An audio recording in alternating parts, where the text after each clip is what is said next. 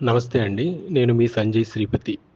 మనం 'అమృతస్య పుత్రాః' స్వామి వివేకానంద భావజ్వాల అనే గ్రంథం నుండి ఎన్నో విషయాలు తెలుసుకుంటున్నాం. ప్రస్తుతం 'శిష్యులతో సంభాషణలు' అనే చాప్టర్‌లో స్వామి వివేకానందకి, శిష్యులకి మధ్య జరుగుతున్న సంభాషణల గురించి తెలుసుకుంటున్నాం.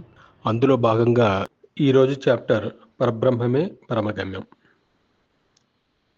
శిష్యుడు గత ప్రశ్నలతో పాటు మరొక ప్రశ్న అడగడం జరిగింది.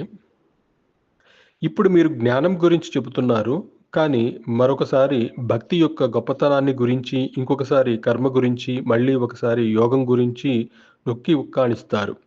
ఇది మా బుద్ధిని తికమక పెడుతోంది. స్వామీజీ ఇలా చెప్పారు. చూడు, నిజమిది. పరబ్రహ్మాన్ని గురించిన జ్ఞానమే పరమగమ్యం. మనిషి చేరుకోవలసిన అత్యున్నతమైన గమ్యం అదే. కానీ ఆ బ్రహ్మంలో పూర్తిగా లీనమై మనిషి ఎల్లవేళలా ఉండలేడు. ఆ భావం నుండి బయటకు వచ్చినప్పుడు ఏదో ఒక వ్యాపకంలో నిమగ్నమై ఉండాలి. ఆ సమయంలో ప్రజా సంక్షేమం కోసం పనిచేయాలి. అందుకే అన్ని జీవులలో శివుడున్నాడన్న భావనతో సేవ చేయమని మిమ్మల్ని కోరుతున్నాను. నాయనా, కానీ పనులు చాలా చిక్కులతో కూడుకున్నవి. గొప్ప ఋషులు కూడా వాటిలో చిక్కుకుని బంధాలలో పడిపోతుంటారు. కాబట్టి ఫలితాల మీద ఎటువంటి కోరిక లేకుండా పనిచేయాలి. భగవద్గీత బోధించింది ఇదే. కానీ బ్రహ్మజ్ఞానంతో కర్మకి స్పర్శ మాత్రమైన సంబంధం లేదని గుర్తుంచుకోండి. మంచి పనులు మహా అయితే మనస్సును పవిత్రం చేస్తాయి. అందుకే వ్యాఖ్యాత శంకరాచార్యులు కర్మజ్ఞానాలను మేళవించే సిద్ధాంతాన్ని ఘాటుగా విమర్శించారు. కొందరు నిస్వార్థమైన పనులు చేసి బ్రహ్మజ్ఞానాన్ని పొందుతారు. అది కూడా మార్గమే. కానీ గమ్యం మాత్రం పరబ్రహ్మాన్ని తెలుసుకోవడం. విచక్షణతో కూడిన జ్ఞాన మార్గంతో పాటు మనం సాధన చేసే మిగిలిన అన్ని యోగాలకు గమ్యం పరబ్రహ్మమే అని ఖచ్చితంగా తెలుసుకోండి. శిష్యుడు: రాజయోగం, భక్తి యోగాల వల్ల ప్రయోజనం ఏమిటో దయచేసి వివరించండి. స్వామీజీ: ఈ మార్గాల ద్వారా కూడా సాధన చేసి కొందరు బ్రహ్మ సాక్షాత్కారాన్ని పొందుతారు.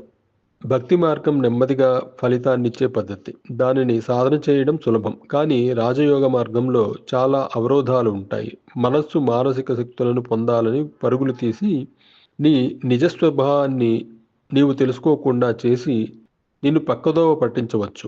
జ్ఞాన మార్గం ఒక్కటే నిజంగా త్వరగా ఫలితాలనిస్తుంది. అదే అన్ని సిద్ధాంతాలలో హేతుబద్ధమైనది.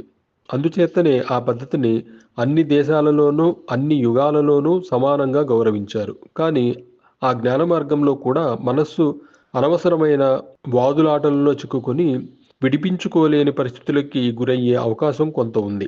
కాబట్టి దానితో పాటు ధ్యానాన్ని సాధన చేయాలి. ఇలా విచక్షణ ధ్యానాల ద్వారా ఆ గమ్యాన్ని లేదా బ్రహ్మాన్ని చేరుకోవాలి.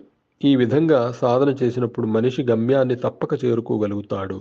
నా ఉద్దేశంలో త్వరగా ఫలితాలను తెచ్చిపెట్టే సులభమైన మార్గం ఇదే అని స్వామి వివేకానంద చెప్పడం జరిగింది. మనం మరొక చాప్టర్లో అవతారం ఒక గొప్ప ఆధ్యాత్మిక శక్తి అన్న విషయాన్ని గురించి తెలుసుకుందాం. అప్పటి వరకు సెలవు. నమస్కారం.